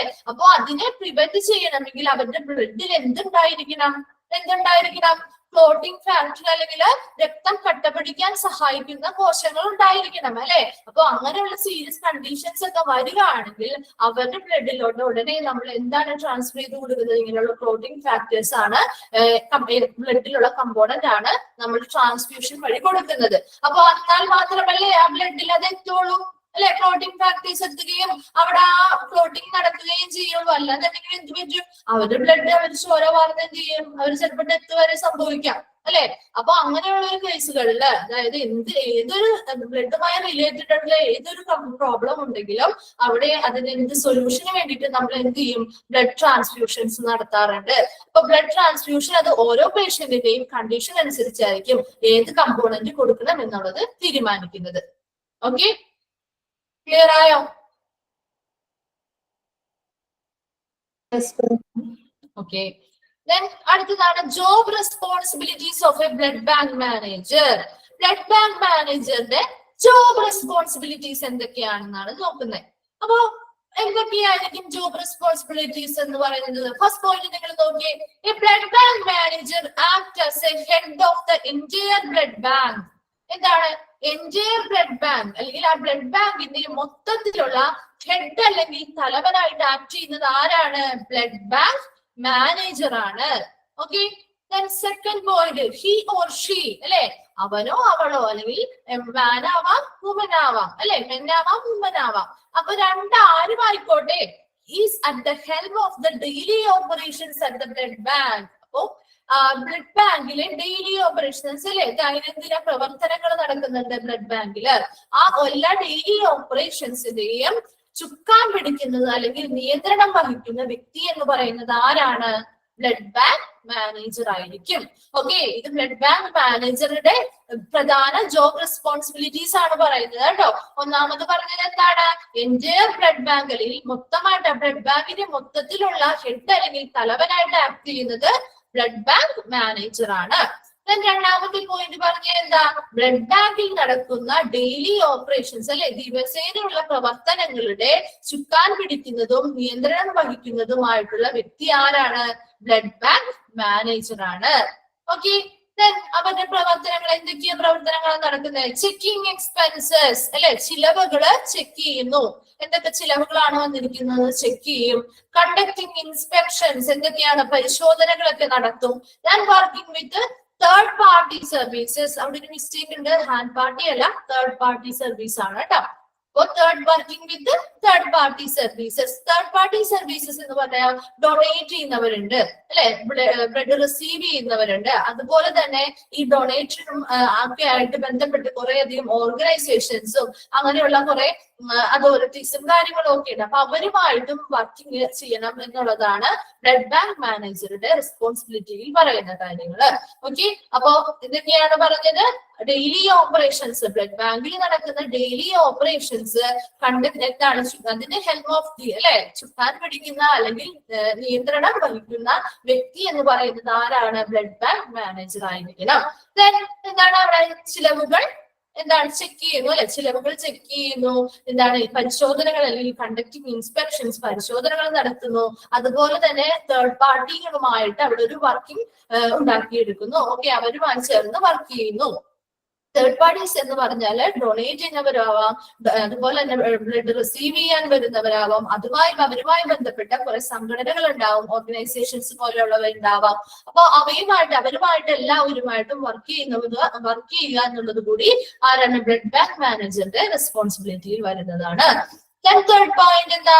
Accountable for selecting, training and guiding tasks of personnels. എന്താണ്? അതായത് പേഴ്സണൽ, ഇവിടെ പേഴ്സണൽസ് എന്നതുകൊണ്ട് ഉദ്ദേശിക്കുന്നത് ആ ബ്ലഡ് ബാങ്കിൽ നിലവിൽ വർക്ക് ചെയ്യുന്ന ആൾക്കാർ. ഓക്കെ, നിലവിൽ വർക്ക് ചെയ്യുന്ന വ്യക്തികൾ അല്ലെങ്കിൽ അവിടുത്തെ വർക്ക് ചെയ്യുന്ന ഉദ്യോഗസ്ഥര്, അവരെയാണ് നമ്മൾ പേഴ്സണൽസ് എന്നതുകൊണ്ട് ഇവിടെ ഉദ്ദേശിക്കുന്നത്. അപ്പൊ ആ നിലവിൽ വർക്ക് ചെയ്യുന്ന വ്യക്തികളെ സെലക്ട് ചെയ്യുക, അവർക്ക് ആവശ്യമായിട്ടുള്ള ട്രെയിനിങ്ങുകൾ കൊടുക്കുക, അവർക്ക് ആവശ്യമായിട്ടുള്ള ചുമതലകൾ നൽകുക എന്നുള്ളതിന്റെ ഉത്തരവാദിത്വം, അതാണ് അക്കൗണ്ടബിൾ എന്ന് പറഞ്ഞാൽ ഉത്തരവാദിത്വം. ആ ഉത്തരവാദിത്വം ആർക്കുള്ളതായിരിക്കും? ബ്ലഡ് ബാങ്ക് മാനേജറിനുള്ളതായിരിക്കും. Then he or she supervises and leads newly hired staff on the work they do and implement different rules and regulations of the company. അപ്പോ അവൻ അല്ലെങ്കിൽ അദ്ദേഹം അല്ലെങ്കിൽ ആ സ്ത്രീ അല്ലെങ്കിൽ ആ വ്യക്തി അവർ എന്താണ് ചെയ്യുന്നത്, അല്ലെങ്കിൽ ബ്ലഡ് ബാങ്ക് മാനേജർ എന്ത് ചെയ്യണം, സൂപ്പർവൈസ് ചെയ്യണം അല്ലെ.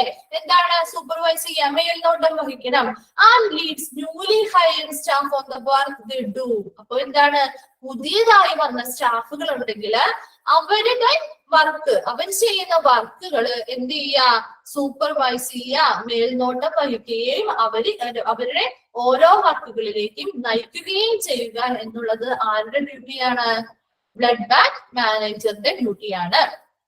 And implement different rules and regulations of the company. അതുപോലെ തന്നെ ഏതൊരു ഡിപ്പാർട്ട്മെന്റിനാണെങ്കിലും ഒത്തിരി റൂൾസ് ആൻഡ് റെഗുലേഷൻസ് ഫോളോ ചെയ്യേണ്ടതായിട്ടുണ്ടാവും അല്ലെ. അപ്പൊ ബ്ലഡ് ബാങ്കിനും അതുപോലെയുള്ള റൂൾസ് ആൻഡ് റെഗുലേഷൻസ്, നിയമങ്ങളും നിയന്ത്രണങ്ങളും ഒക്കെ ഉണ്ട്.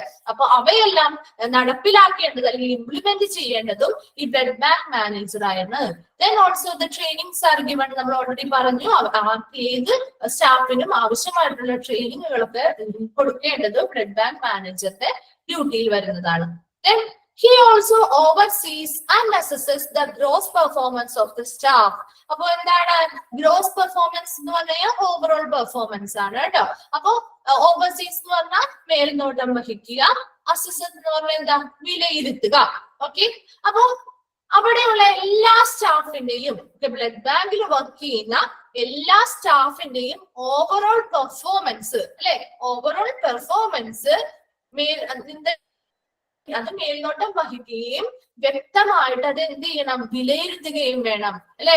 ഓരോരുത്തരും എന്തൊക്കെയാണ് എന്തൊക്കെ പെർഫോമൻസ് അല്ലെങ്കിൽ എന്തൊക്കെ വർക്കുകളാണ് ചെയ്തിരിക്കുന്നത് മൊത്തത്തിൽ മേൽനോട്ടം വഹിക്കുകയും ഓരോ വ്യക്തികളെയും എന്താണ് വിലയിരുത്തുകയും ചെയ്യേണ്ടത് ഈ ബ്ലഡ് ബാങ്ക് മാനേജറിന്റെ റെസ്പോൺസിബിലിറ്റി വരുന്നു.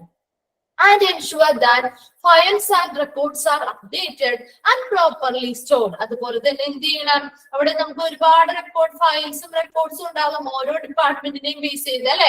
അപ്പൊ ഓരോ ഫയൽസും അവിടെ വരുന്ന പേഷ്യൻസ്, ഇപ്പൊ ട്രാൻസ്ഫ്യൂഷൻ നടക്കുന്ന സമയത്ത് അല്ലെങ്കിൽ ബ്ലഡ് ഡൊണേറ്റ് ചെയ്യാൻ വന്നവരുണ്ടാവാം, റിസീവ് ചെയ്യാൻ വന്നവരുണ്ടാവാം അല്ലെ, ട്രാൻസ്ഫ്യൂഷൻസ് നടക്കുന്നവർ, അതുമായി സംബന്ധിച്ച് മറ്റു ട്രീറ്റ്മെന്റുകൾക്ക് വന്നവരുണ്ടാവാം. അങ്ങനെ ഒത്തിരി ആൾക്കാർ ആ ബ്ലഡ് ബാങ്കുമായിട്ട് ബന്ധപ്പെട്ട് വന്നു പോകുന്നുണ്ട്. അപ്പൊ എല്ലാവരുടെയും ഡീറ്റെയിൽസ്, കാര്യങ്ങൾ, ഇൻഫർമേഷൻസ് എല്ലാം എന്താണ് അവിടെ ഫയൽസിലും റെക്കോർഡ്സിലും അപ്ഡേറ്റഡ് ആയിട്ട് എഴുതിയിരിക്കണം. ഓക്കെ, അപ് ടു ഡേറ്റ് ആയിട്ട് എഴുതിയിരിക്കണം. അതെന്ത് ചെയ്യണം, പ്രോപ്പർലി അത് സ്റ്റോർ ചെയ്ത് വെക്കുകയും വേണം. അപ്പൊ അങ്ങനെ ബ്ലഡ് ബാങ്ക് ചെയ്യുന്നുണ്ടോ എന്ന് അത് ആര് ചെക്ക് ചെയ്യേണ്ടതുണ്ട്, ബ്ലഡ് ബാങ്ക് മാനേജർ നോക്കേണ്ടതാണ്. Then apart from the management of blood bank staff, blood bank അല്ല ബാങ്ക് ആണ് കേട്ടോ, അവിടെ ഒരു മിസ്റ്റേക്ക് ഉണ്ട്, bank and blood bank staff, the blood bank manager is also responsible for developing center programs such as blood donation month. അപ്പോ ഇവിടെ apart management of blood staff അല്ലെ, blood bank staffനെ മാനേജ് ചെയ്യുക എന്നുള്ളത് ബ്ലഡ് ബാങ്ക് മാനേജറുടെ ഡ്യൂട്ടിയാണ്. എന്നാൽ അതിനു പുറമെ ബ്ലഡ് ബാങ്ക് മാനേജർ എന്തിന് റെസ്പോൺസിബിൾ ആണ്, responsible for developing centre programmes. അതായത് ഈ ബ്ലഡ് ബാങ്കുമായി ബന്ധപ്പെട്ട് ചില പ്രോഗ്രാംസ്, സെന്റർ പ്രോഗ്രാംസ് ഡെവലപ്പ് ചെയ്തെടുക്കുക, such as blood donation month, അതായത് ബ്ലഡ് ഡൊണേഷൻ മന്ത് എന്നൊക്കെ പറഞ്ഞിട്ട്. അതുപോലെ അപ്പോ നാഷണൽ ബ്ലഡ് ഡോണർ മന്ത് ആർക്കെങ്കിലും അറിയോ, നാഷണൽ ബ്ലഡ് ഡോണർ മന്ത്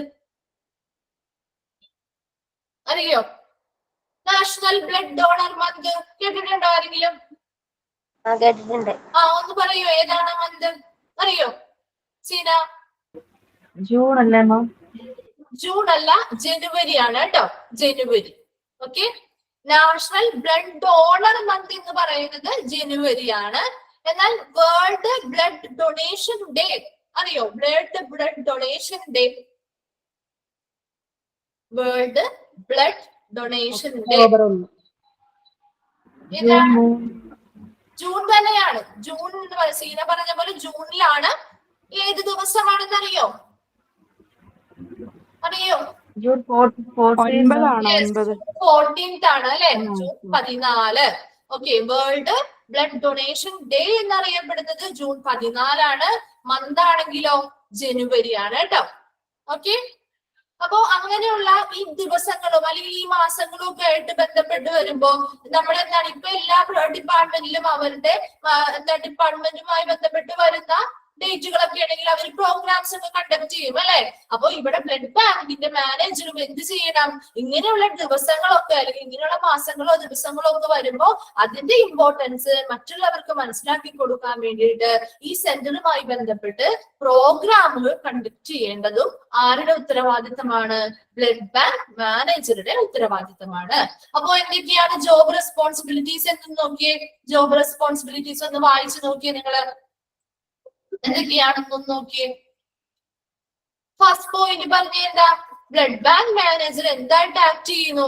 ആ ബ്ലഡ് ബാങ്ക് എന്ന് പറയുന്ന ആ എൻറ്റയർ ആയിട്ട് മൊത്തം ആ ബ്ലഡ് ബാങ്കിന്റെ ഹെഡ് അല്ലെങ്കിൽ തലവനായിട്ട് ആക്ട് ചെയ്യുന്നത് ബ്ലഡ് ബാങ്ക് മാനേജർ ആണ് അല്ലെ. രണ്ടാമത്തെ പോയിന്റ് പറഞ്ഞ എന്താ? ഈ ബ്ലഡ് ബാങ്ക് മാനേജറിന് ഡെയിലി ബ്ലഡ് ബാങ്കിലുള്ള ഡെയിലി ഓപ്പറേഷൻസ് അല്ലെ, ദിവസവും നടക്കുന്ന പ്രവർത്തനങ്ങളെ ചുക്കാൻ പിടിക്കുകയും നിയന്ത്രണം വഹിക്കുകയും ചെയ്യുന്ന വ്യക്തി ബ്ലഡ് ബാങ്ക് മാനേജർ ആയിരിക്കും. അതുപോലെ തന്നെ അദ്ദേഹം എന്ത് ചെയ്യുന്നു? ചിലവുകൾ അല്ലെങ്കിൽ എക്സ്പെൻസസ് ചെക്ക് ചെയ്യുന്നു. ദെൻ കണ്ടക്ടിങ് ഇൻസ്പെക്ഷൻസ്, പരിശോധനകൾ നടത്തുന്നു. And working with third party services അല്ലെ, ഡൊണേറ്റ് ചെയ്യുന്നവര്, ബ്ലഡ് റിസീവ് ചെയ്യുന്നവര്, ഡൊണേഷനുമായി ബന്ധപ്പെട്ട ഒത്തിരി ഓർഗനൈസേഷൻസും അങ്ങനെ കുറെ കാര്യങ്ങളുണ്ട് അല്ലെ. അപ്പൊ അവരുമായിട്ടൊക്കെ വർക്ക് ചെയ്യുന്ന ഒരു ഡ്യൂട്ടിയും കൂടി ആർക്കുണ്ട്? ബ്ലഡ് ബാങ്ക് മാനേജറിനുണ്ട്. ദെൻ തേർഡ് പോയിന്റ് നോക്കി, അക്കൗണ്ടബിൾ ഫോർ സെലക്ടിങ് ട്രെയിനിങ് അല്ലെ. ആരാണ് പേഴ്സണൽസ് ഇവിടെ? അവിടെ ബ്ലഡ് ബാങ്കിൽ നിലവിൽ വർക്ക് ചെയ്യുന്ന വ്യക്തികളാണ് പേഴ്സണൽസ് അല്ലെ. അവരെ എന്ത് ചെയ്യുന്നു? സെലക്ട് ചെയ്യുന്നു, അവർക്ക് ട്രെയിനിങ്ങുകൾ കൊടുക്കുന്നു, അവർക്ക് വേണ്ട ആവശ്യമായിട്ടുള്ള ചുമതലകൾ നൽകുന്നു. ഇതിനെല്ലാം ഉത്തരവാദിത്തപ്പെട്ട വ്യക്തി എന്ന് പറയുന്നത് ബ്ലഡ് ബാങ്ക് മാനേജറാണ്. ദെൻ അതുപോലെ തന്നെ പുതിയ സ്റ്റാഫുകളെ അപ്പോയിന്റ്മെന്റ് ചെയ്താൽ അവര് എന്തൊക്കെ വർക്കുകൾ ചെയ്യുന്നു എന്നുള്ളത് എന്ത് ചെയ്യുന്നു? സൂപ്പർവൈസ് ചെയ്യണം അല്ലെ, നിരീക്ഷിക്കുക അല്ലെങ്കിൽ മേൽനോട്ടം വഹിക്കുകയും അവർക്ക് അതിനാവശ്യമായിട്ടുള്ള വഴികൾ പറഞ്ഞു കൊടുക്കുകയും അല്ലെങ്കിൽ അവരെ മുന്നോട്ട് ലീഡ് ചെയ്യേണ്ട ഒരു വ്യക്തി എന്ന് പറയുന്നത് ബ്ലഡ് ബാങ്ക് മാനേജറാണ്. ആവശ്യമായിട്ടുള്ള ഹാൻഡ് പാർട്ടി അല്ല, തേർഡ് പാർട്ടിയാണ് കേട്ടോ. തേർഡ് പാർട്ടി, അതൊരു മിസ്റ്റേക്ക് ആണ്, അവിടെ തേർഡ് പാർട്ടി എന്നാക്കാം. ദെൻ എന്താണ്?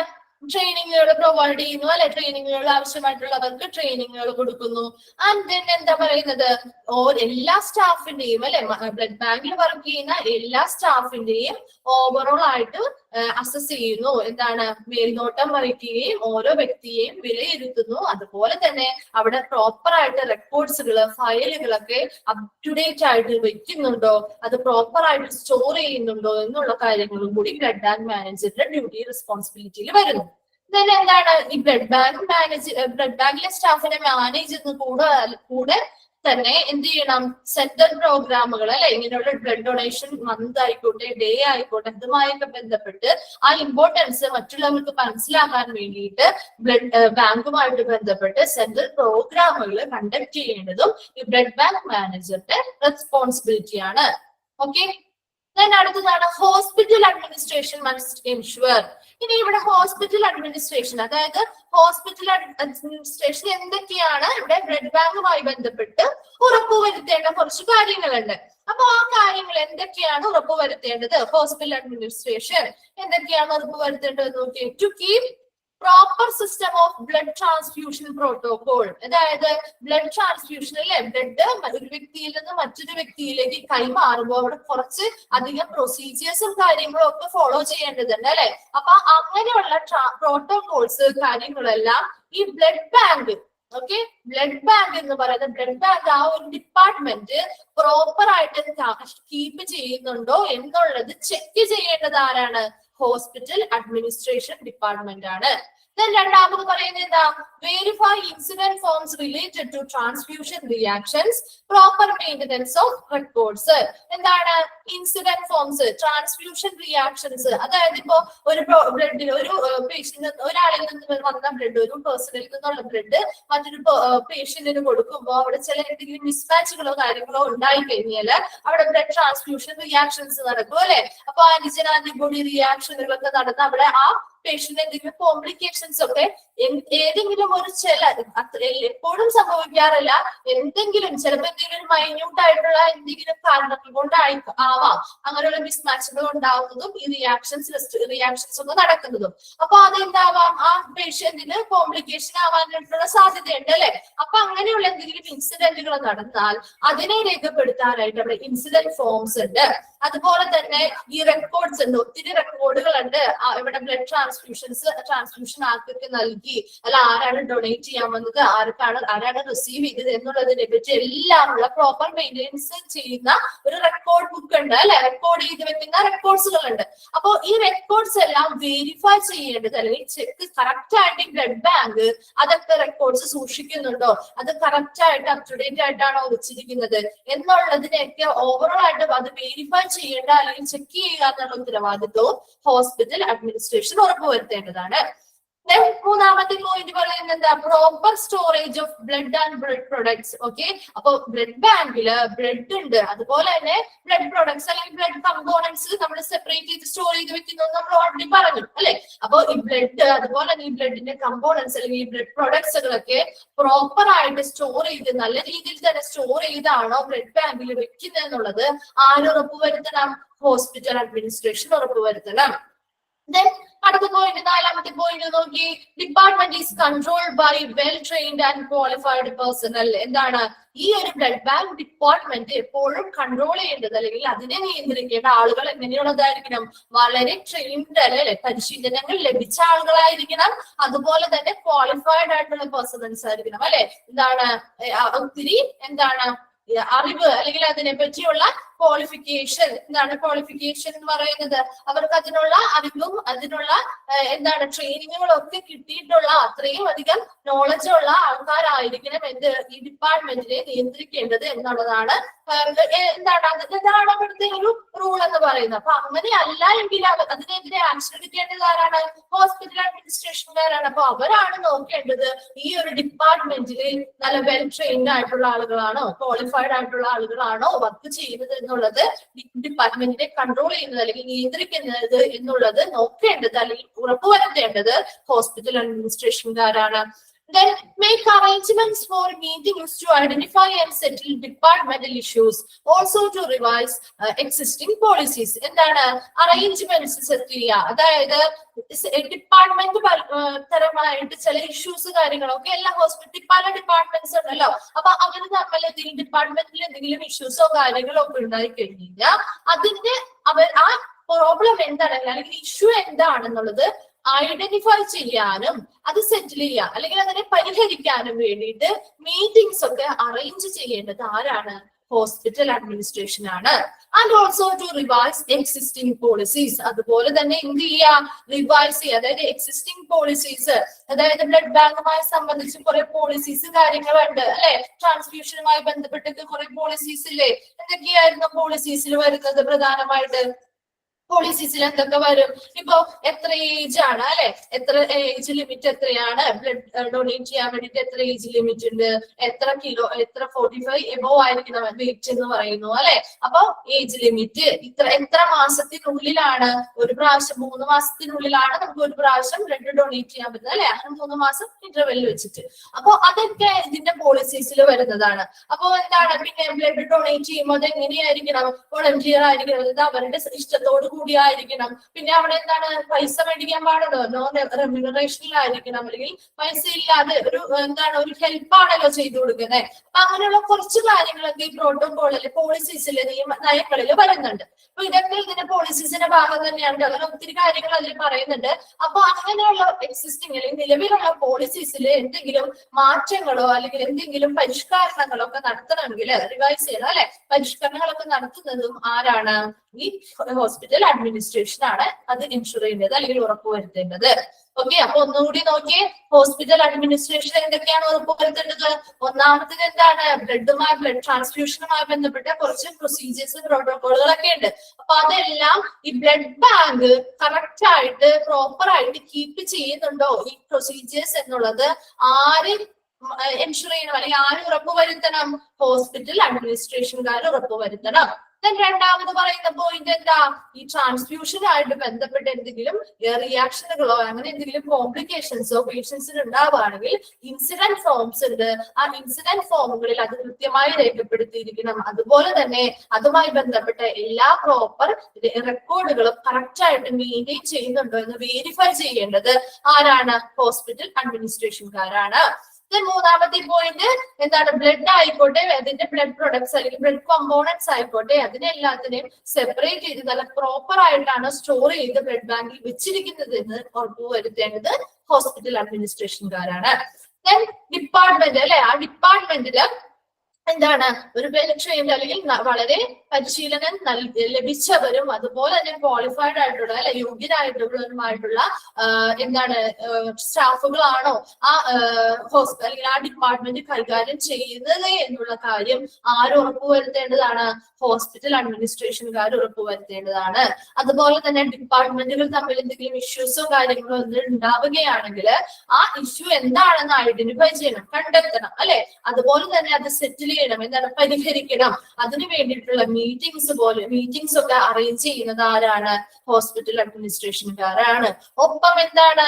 അവിടെയുള്ള കുറെ പോളിസീസ് ഉണ്ട് അല്ലെ, ഹോസ്പിറ്റൽ പോളിസീസ് അല്ലെങ്കിൽ ഈ ബ്ലഡ് ബാങ്കുമായി സംബന്ധിച്ച് കുറച്ച് പോളിസീസ് ഉണ്ട്. ആ പോളിസീസ് ഒക്കെ എന്ത് ചെയ്യണം? അതിനെയൊക്കെ പരിഷ്കരിക്കണമെങ്കിലും അതല്ലെങ്കിൽ അതിനെ റിവൈസ് ചെയ്യണം അല്ലെ, ആ നയങ്ങളെ റിവൈസ് ചെയ്യുക അല്ലെങ്കിൽ പരിഷ്കരിക്കുന്നതെങ്കിലും ആരാണ്? ഹോസ്പിറ്റൽ അഡ്മിനിസ്ട്രേഷന്റെ ഒരു ഡ്യൂട്ടിയാണ് അത് എന്ന് പറയുന്നത്. ഓക്കെ, ക്ലിയർ ആയോ? ഇനി എന്തെങ്കിലും റിപ്പീറ്റ് ചെയ്യേണ്ട പോയിന്റ് ഉണ്ടോ? റിപ്പീറ്റ് ചെയ്യണോ ഏതെങ്കിലും പോയിന്റ്സ്? ഒന്ന് നോക്കിയേ, ഒന്ന് ജസ്റ്റ് ഒന്ന് വേഗം വായിച്ചു നോക്കിയേ, റീഡ് ചെയ്ത് നോക്കിയേ.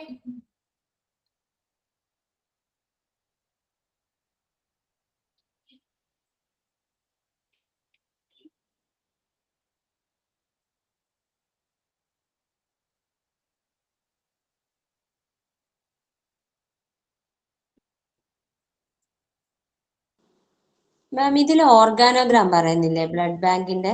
അപ്പൊ ഈ ബ്ലഡ് ബാങ്ക് മാനേജർ എന്ന് പറയുന്നത് എങ്ങനെയാ, എവിടെയാ വരുന്നത്? ബ്ലഡ് ബാങ്ക് മാനേജർ നിങ്ങളുടെ മിസ്സല്ലേ, രമ്യ മിസ്സല്ലേ നിങ്ങൾക്ക് അത് പഠിപ്പിച്ചു തരുന്നേ?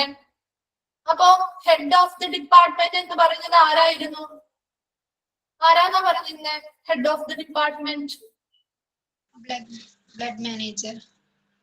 ബ്ലഡ് മാനേജർ അല്ലെങ്കിൽ ക്വാളിറ്റി മാനേജർ അല്ലെ, അവർ തന്നെയാണ് ഓക്കെ ബ്ലഡ് ബാങ്ക് മാനേജർ എന്നുകൊണ്ട് ഉദ്ദേശിക്കുന്നത് കേട്ടോ. ഓക്കെ, ചാപ്റ്ററില് ഇപ്പൊ ഞാൻ ഇന്നെടുത്ത പോർഷൻസിൽ എന്തെങ്കിലും ഡൗട്ട്സ് ഉണ്ടോ? മാഡം, ആ ബ്ലഡ് ട്രാൻസ്ഫ്യൂഷന്റെ നോട്ട് ഒന്നും കൂടെ പറയൂ. നെറ്റ് പോയിട്ട് എനിക്ക് ക്ലിയർ ആയിണ്ടായിരുന്നു. ക്ലിയർ ആയില്ല വിജി, ഒന്നുകൂടി പറയോ? ഹലോ മാഡം, ആ ബ്ലഡ് ട്രാൻസ്ഫ്യൂഷന്റെ നോട്ട് ഇല്ലേ, ഒന്നുകൂടെ പറഞ്ഞു. ബ്ലഡ് ട്രാൻസ്ഫ്യൂഷന്റെയോ? നോട്ട്. ബ്ലഡ് ട്രാൻസ്ഫ്യൂഷൻ എന്ന് പറയുന്നത് എന്താണെന്നാണ് പറഞ്ഞത്? is the process in which blood components are transferred from one person into the bloodstream of another person അല്ലെ. ബ്ലഡ് ട്രാൻസ്ഫ്യൂഷൻ എന്ന് പറയുന്ന ഒരു പ്രക്രിയയാണ് അല്ലെങ്കിൽ ഒരു പ്രോസസ് ആണ്. എന്താണ്? ബ്ലഡ് കമ്പോണൻസ് അല്ലെ, ബ്ലഡിൽ എങ്ങനെ 4 കമ്പോണൻസ് ഉണ്ട് എന്നൊക്കെ നമ്മൾ പഠിച്ചു. അപ്പൊ ഈ ബ്ലഡ് കമ്പോണൻസിനെ ഒരു വ്യക്തിയിൽ നിന്നും മറ്റൊരു വ്യക്തിയുടെ ബ്ലഡ് സ്ട്രീമിലേക്ക് ട്രാൻസ്ഫർ ചെയ്യുന്ന പ്രോസസ്സ്. ഓക്കെ, അതായത് കൊടുക്കുന്ന ആളെ നമ്മൾ എന്തെന്ന് പറയും? ഡോണർ എന്ന് പറയും അല്ലെ. ആ ബ്ലഡ് സ്വീകരിക്കുന്ന ആ വ്യക്തിയെ എന്ത് പറയും? റെസിപ്പിയന്റ് എന്ന് പറയും അല്ലെ. അപ്പോ ഡോണറിൽ നിന്നും റെസിപ്പിയന്റിലേക്ക് ബ്ലഡ് ട്രാൻസ്ഫർ ചെയ്യുന്ന പ്രോസസ്സിനെയാണ് ബ്ലഡ് ട്രാൻസ്ഫ്യൂഷൻ എന്ന് പറയുന്നത്. ഓക്കെ, അപ്പൊ ബ്ലഡ് ട്രാൻസ്ഫ്യൂഷൻ എന്ന് പറയുന്നത് ആരാ? ഡോണർ എന്ന് പറയുന്നത് ഏത് പേഴ്സണും ആവാം അല്ലെ. ഒരു ബ്ലഡ് ഡൊണേറ്റ് ചെയ്യുന്ന ആരും ആവാം. ആ ബ്ലഡ് ഡൊണേറ്റ് ചെയ്യുന്ന വ്യക്തിയിൽ നിന്നും മറ്റൊരു വ്യക്തിയിലേക്ക് അല്ലെ, ബ്ലഡ് ആർക്കാണോ ആവശ്യം ആ വ്യക്തിയുടെ ബ്ലഡിനെ ട്രാൻസ്ഫർ ചെയ്യുന്ന പ്രോസസ്സിനെ വിളിക്കുന്ന പേരാണ് ബ്ലഡ് ട്രാൻസ്ഫ്യൂഷൻ എന്ന് പറയുന്നത്. ഓക്കെ, അതൊരു ലൈഫ് സേവിങ് പ്രോസസ് ആണ് അല്ലെ, ഒരു ജീവൻ രക്ഷാ പ്രവർത്തനമാണ്. കാരണം എന്താ? ബ്ലീഡിങ്ങുകള്. എന്താണ് ബ്ലീഡിങ്? എന്താണ്? ഒരുപാട് രക്തങ്ങൾ ബ്ലീഡിങ് വഴി അല്ലെ, രക്തസ്രാവം എന്ന് നമ്മൾ പറയും. അപ്പൊ ബ്ലീഡിങ്ങുകൾ ഉണ്ടാവുമ്പോൾ ഒരുപാട് ബ്ലഡ് നമ്മുടെ ബോഡിയിൽ നിന്ന് നഷ്ടപ്പെട്ടു പോവാം. അതുപോലെ തന്നെ ബോൺ മാരോ ഡിപ്രഷന്റെ കാര്യം നമ്മൾ പറഞ്ഞു അല്ലെ. ബോൺ മാരോ എന്ന് പറയുന്നത് നിങ്ങൾ ഇത്രയും മനസ്സിലാക്കുക. ബോൺ മാരോ എന്ന് പറയുന്നത് ബോൺസ് അല്ലെങ്കിൽ അസ്ഥി അല്ലെ. ഈ അസ്ഥിയുടെ ഉള്ളിലെ ഒരു സോഫ്റ്റ് ടിഷ്യൂ ഉണ്ട്. അസ്ഥിയുടെ ഉള്ളില് ആ സോഫ്റ്റ് ടിഷ്യൂസിനെ വിളിക്കുന്ന പേരാണ് ബോൺ മാരോ അല്ലെങ്കിൽ അസ്ഥി മജ്ജ എന്ന് നമ്മൾ പറയും. ഇത് ഈ അസ്ഥി മജ്ജയിൽ വെച്ചിട്ടാണ് RBC, WBC പ്ലേറ്റ്ലെറ്റുകളൊക്കെ നിർമ്മിക്കുന്നത്. അപ്പൊ ഈ അസ്ഥിമജ്ജയുടെ പ്രവർത്തനം കുറഞ്ഞാൽ എന്ത് പറ്റും? ഓട്ടോമാറ്റിക്കലി ഈ വരുന്ന 3 സെൽസിന്റെയും ഉണ്ടാകുന്നതിനുള്ള നമ്പർ ഉണ്ടാകുന്നത് എങ്ങനെയായിരിക്കും? കുറയും അല്ലെ? അപ്പൊ ഉണ്ടാകുന്നത് കുറയും. അസ്ഥിമജ്ജയുടെ പ്രവർത്തനം കുറയുമ്പോൾ ഈ ഉണ്ടാകുന്ന ഈ സെൽസിന്റെ നമ്പേഴ്സും ബ്ലഡിൽ കുറയും. അപ്പൊ അതുകൊണ്ട് തന്നെ എന്താണ് അങ്ങനെ ഒരു കണ്ടീഷൻ ഉണ്ടാവുകയാണെങ്കിലും എന്താണ് ബ്ലഡ് ബ്ലീഡിങ് ഉണ്ടാവുകയാണെങ്കിലും ഒക്കെ അവിടെ എന്ത് ആവശ്യമായിട്ട് വന്നേക്കാം? ട്രാൻസ്ഫ്യൂഷൻ ആവശ്യമായിട്ട് വന്നേക്കാം അല്ലെ? അപ്പൊ അങ്ങനെയുള്ള കണ്ടീഷൻസിലും ഒരു ലൈഫ് സേവിങ് പ്രോസസ് ആയിട്ട് ആക്ട് ചെയ്യുന്നത് ബ്ലഡ് ട്രാൻസ്ഫ്യൂഷൻ ആണ്. അതുകൊണ്ട് തന്നെ ഇത് എന്താണ്? ഒരു മഹത്തരമായിട്ടുള്ള ഒരു നോബൽ കോസ് ആണ്, മഹത്തരമായ ഒരു കാര്യമായിട്ട് നമ്മൾ കൺസിഡർ ചെയ്യുന്നു. ക്ലിയർ? ക്ലിയർ ആയോ വിജി? മാം ഞാനല്ല ചോദിച്ചത്, അനുപമയാണ് ചോദിച്ചത്. ആണോ? ഓക്കെ. നെറ്റിന്റെ പ്രോബ്ലം ഉള്ളതുകൊണ്ട് മേഡം ഇടയ്ക്കൊന്ന് വിട്ടു പോണത്. Okay okay. പിന്നെ നോട്ടും കൂടെ ഒന്ന് പറയുന്നു. ഡൗട്ട്സ് ഒക്കെ ഉണ്ടെങ്കിൽ ഓൾറെഡി റെക്കോർഡഡ് ക്ലാസ്സുകൾ നിങ്ങൾക്ക് അവൈലബിൾ ആയിരിക്കും. അപ്പൊ കയറി നോക്കാം കേട്ടോ. Okay okay. ഓക്കെ. ഇനി ഇതിൽ എന്തെങ്കിലും ഡൗട്ട്സ് ഉണ്ടോ? ഇപ്പൊ എന്തെങ്കിലും ഡൗട്ട്സ് ക്ലിയർ ആയിട്ട് കണ്ടിട്ടുണ്ടോ? മാഡം ആ RH പോസിറ്റീവിന്റെ അതൊന്ന് പറഞ്ഞുതരുമോ? RH പോസിറ്റീവിലെയാണോ? RH പോസിറ്റീവ് അല്ലെങ്കിൽ നെഗറ്റീവ് എന്നാൽ ബ്ലഡ് ഗ്രൂപ്പ് പോസിറ്റീവ് ആണോ നെഗറ്റീവ് ആണോ എന്ന് തീരുമാനിക്കുന്ന ബ്ലഡ് ഫാക്ടർ അല്ലെങ്കിൽ ഘടകമാണ് എന്തെന്ന് പറയുന്നത്? RH ഫാക്ടർ അല്ലെ? ബ്ലഡ് പോസിറ്റീവ് ആണോ ബ്ലഡ് ഗ്രൂപ്പ് നെഗറ്റീവ് ആണോ എന്ന് തീരുമാനിക്കുന്ന ഫാക്ടർ ആണ് RH ഫാക്ടർ എന്ന് പറയുന്നത്. ഇത് ആരാണ്? കാൾ ലാൻഡ് സ്റ്റെയ്നർ എന്ന് പറയുന്ന സയന്റിസ്റ്റ് ആണ് കണ്ടെത്തിയത്.